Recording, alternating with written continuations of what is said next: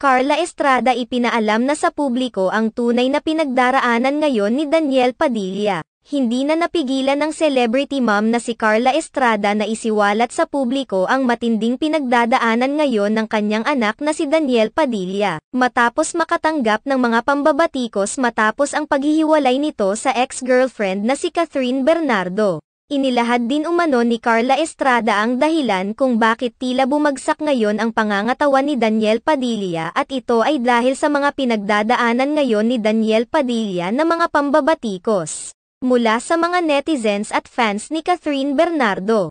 Matatandaan na magmula ng inamin ni Daniel Padilla at Catherine Bernardo ang kanilang hiwalayan. Ibinunton na kay Daniel Padilla ang lahat ng sisi sa kabila ng hindi nila pagsisiwalat sa totoong dahilan nito.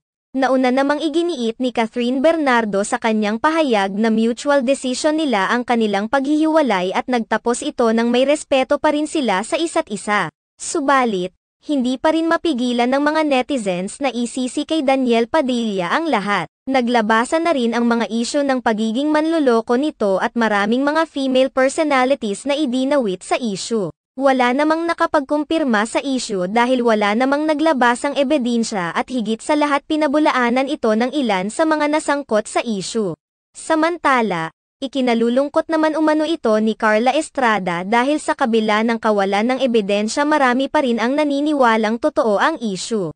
Naiintindihan naman umano niya na ganito talaga kapag buhay artista na kahit gaano karaming tama ang nagawa mo, maaari pa ring masira ang iyong pangalan dahil lamang sa iisang pagkakamali. Ang pinaka nakakalungkot pa umano sa sitwasyon ngayon ng aktor ay ang panghuhusga ng mga netizens rito nang hindi na tinatanong kung ano ang side nito sa kwento. May mga naniniwala naman kay Carla Estrada at nagsasabing tama naman ang nararamdaman ngayon ng ina ng aktor dahil kaagad na lamang nahinusgahan ito sa kabila ng kanyang pananahimik. May mga nagsasabi naman na mas maganda pa rin na magmula kina Daniel Padilla at Catherine Bernardo ang pahayag upang maging malinaw na ang isyu ng walang showbiz career na maapektuhan ngayong pareho.